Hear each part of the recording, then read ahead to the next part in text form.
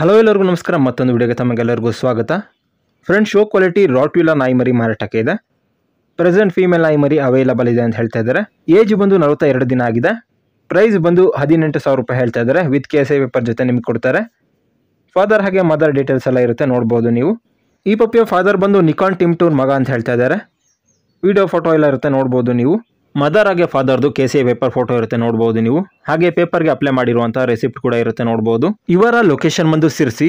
Transportation available ಇದೆ. ಟ್ರಾನ್ಸ್ಪೋರ್ಟೇಷನ್ಗೆ ಬಂದು extra charge ಆಗುತ್ತೆ ಅಂತ ಹೇಳ್ತಾ ಇದ್ದಾರೆ.